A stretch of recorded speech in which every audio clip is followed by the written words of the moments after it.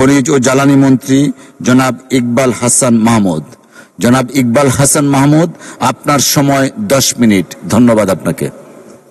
মাননীয় স্পিকার, আমার বক্তব্য শুরু করার আগেই আমি আমার মাননীয় বিরোধী দলের নেতাকে অভিনন্দন জানাতে চাই।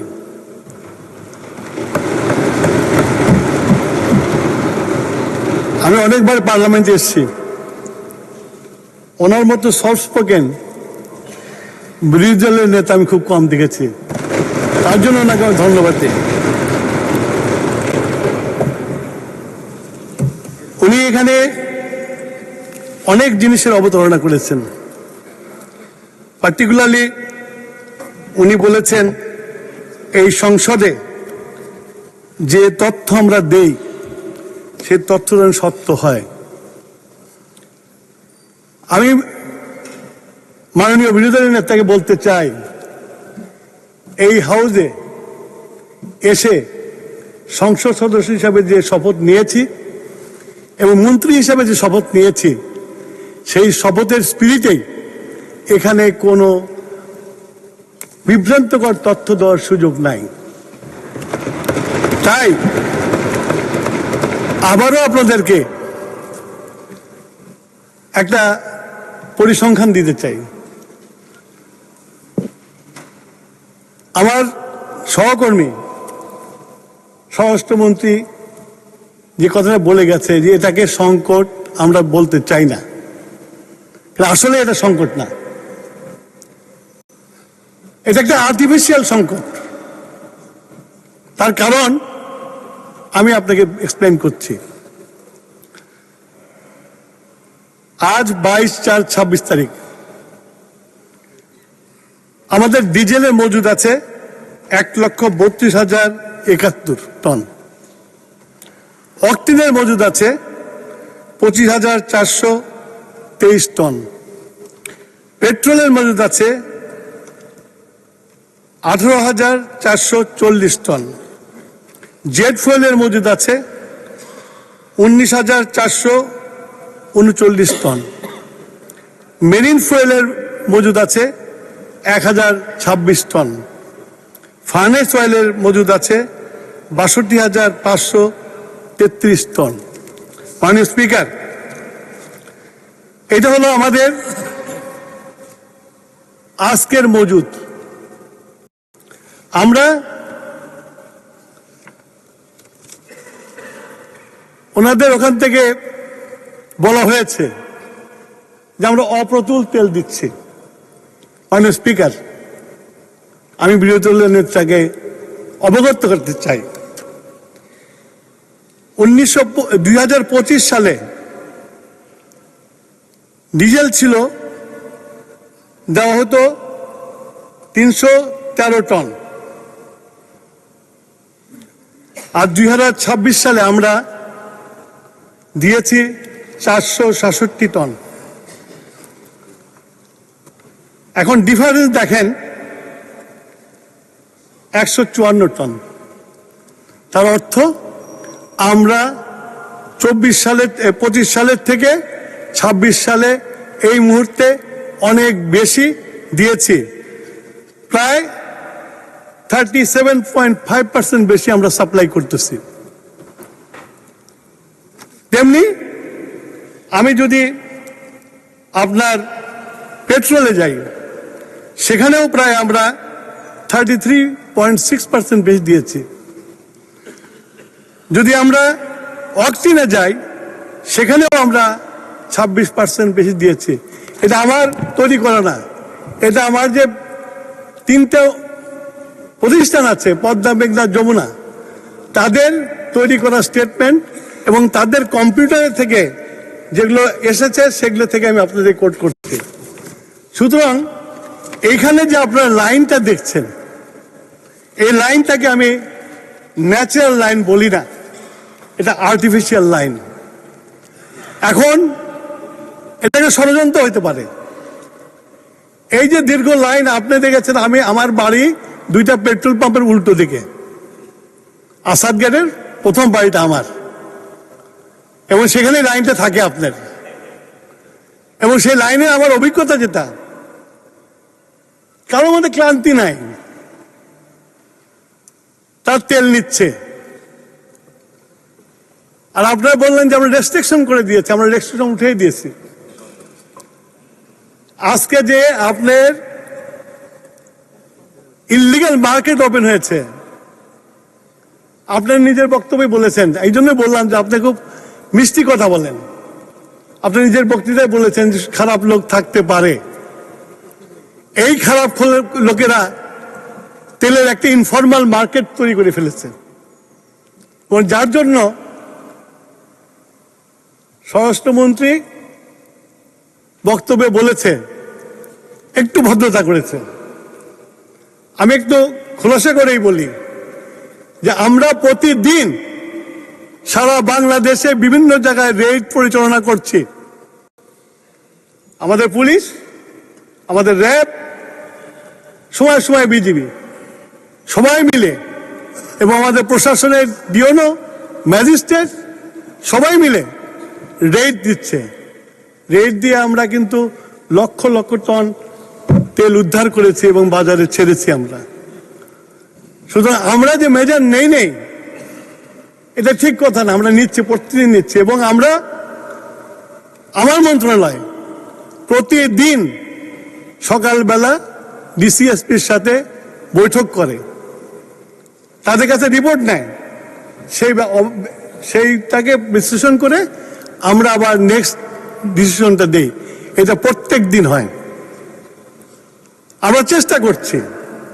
কিন্তু আপনাদেরকে যে আপনারা যে লাইনটা দেখে এসছেন, যাদের বক্তব্য শুনে এসছেন, আমার মনে হয় এদের বক্তব্য, সবার বক্তব্য এক না।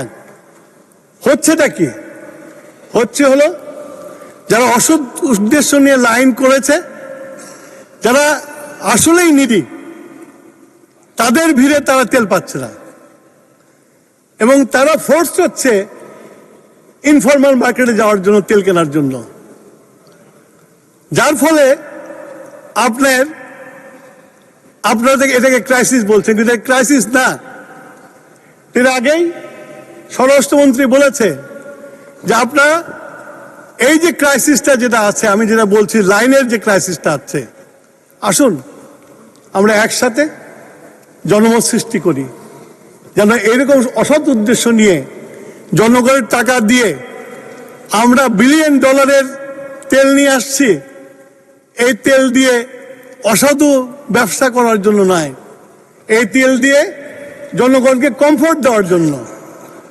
আমরা সবাই মিলে চেষ্টা করি, দেখবেন আমরা মিলে সবাই যদি নামে এটাতে নিয়ে পজিটিভ উদ্দেশ্য যদি আমি মনে করি এই লাইন থাকবে না, এই লাইন অনেক ছোট হয়ে যাবে। এই অ্যাপিল আপনাদের কাছে আমি করছি। আর 2 নম্বর, আপনারা দাম বাড়ানো নিয়ে কথা বলেছেন। আমরা সরকার, আমি ধন্যবাদ দেই আমার মাননীয় প্রধানমন্ত্রীকে, উনি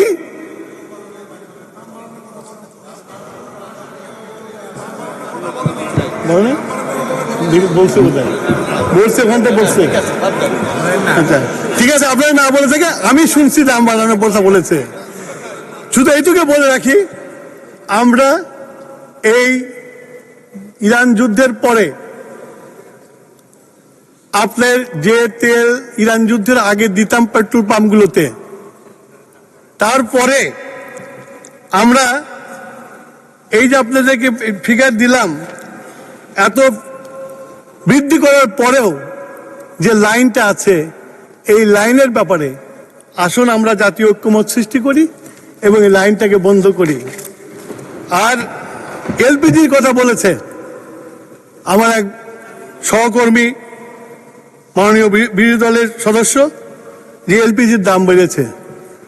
আপনারা জানেন বিগত ফ্যাসিস্ট সরকার একটা ইমডিমিনিটি বিল পাশ করে পুরা এলপিজি সেক্টরটাকে প্রাইভেটের হাতে দিয়ে দিয়েছে। আর এখানে সরকারের কোনো কন্ট্রোল নাই, এটাকে কন্ট্রোল করে এনার্জি কমিশন। তারা এনার্জি কমিশনের কাছে যায়, এনার্জি কমিশনের যে প্রসেস গণশুনানি করে দাম বাড়িয়ে দেয়। সুতরাং জি মাননীয় মন্ত্রী, আপনি বক্তব্য অব্যাহত রাখুন, আরো 2 মিনিট সময় বাড়ানো হলো। ঠিক আছে, ধন্যবাদ আপনাকে। কমিশনের কাছে এটা জবাব দিতে করতে হবে, আমরা জানতে চাইতে পারি, কিন্তু এটা কিন্তু একেবারে প্রাইভেট হাতে ছেড়ে দিয়েছে। এটা একটা হলো ফ্যাসিস্ট সরকারের একটা কৃতিত্ব। বরঞ্চ আমরা সরকারে এসে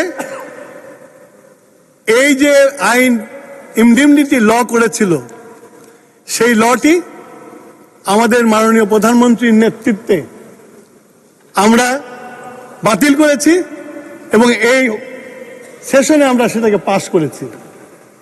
সেই ইমডিমনিটি ল নাই।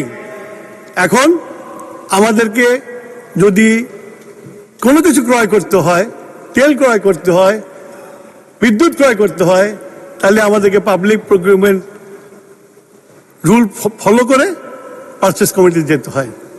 সুতরাং আমরা এই জ্বালানি সেক্টরে আইনের মধ্যে আবদ্ধ করার জন্য মাননীয় প্রধানমন্ত্রীর নেতৃত্বে আমরা চেষ্টা করে যাচ্ছি এবং আমাদের প্রধানমন্ত্রী, আমরা অনেক কিছু ওনার কাছে চেয়েছি যেটা জনবান্ধব না, উনি সেগুলো গ্রহণ করে নাই।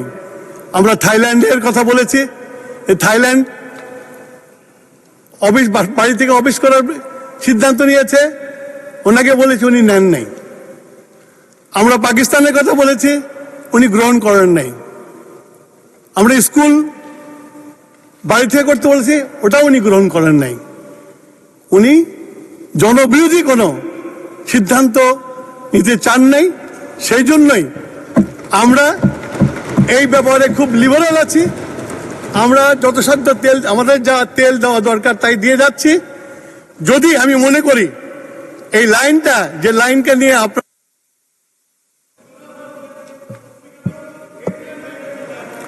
ধন্যবাদ।